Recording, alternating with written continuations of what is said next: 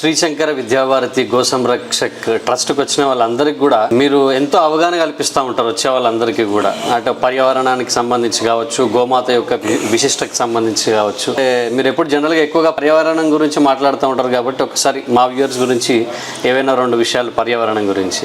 పర్యావరణ పరిరక్షణ నైతిక బాధ్యత. ప్రతి ఒక్కరూ తన ఇల్లు తన వాకిలేక ప్రతి మనిషి చనిపోయిన తర్వాత తగలపెట్టేందుకు 400 కిలోల కట్టెద వాడుతున్నాం. మనము మన జీవితంలో ఒక మొక్క పెట్టామా, ఒక మొక్కకు నీరు పోసి పెంచామా అనే కనీసపు జ్ఞానం. ఎందుకంటే అజ్ఞానంలో బతుకుతున్నాం. ఎందుకంటే ప్రకృతికి మన అవసరం లేదు, మనకి ప్రకృతితో అవసరం ఉన్నది.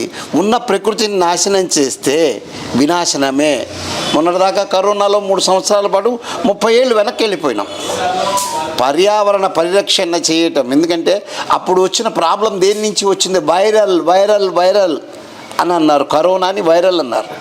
వైరల్ యాంటీవైరల్గా పనిచేసి, యాంటీ బ్యాక్టీరియల్గా పనిచేసి, యాంటీ ఫంగల్గా పనిచేసి, యాంటీ రేడియేషనల్గా పనిచేసే గోమూత్రము, గోమయము, మరి అలాంటి వాటిల్లో మేము ఎవరికి ఏది చేసినా కూడా ఇక్కడెక్కడ కరోనా సంక్రమించిందే లేదు. కాబట్టి పర్యావరణ పరిరక్షణ అనేది నైతిక బాధ్యత.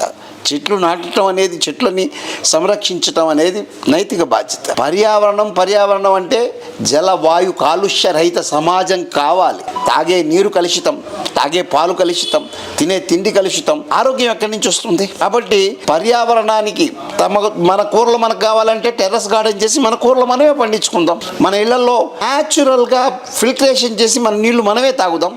ఆర్వోలు, గీరువోలు, రివర్స్ ఆస్మాసిస్లు ఇవన్నీ కూడా అక్కర్లేదు. ఆ కుండలో చిటికెడు ఆవు యొక్క బూడిదను లోపల వేస్తే లోపల ఉండే బ్యాక్టీరియా మొత్తం చనిపోతుంది.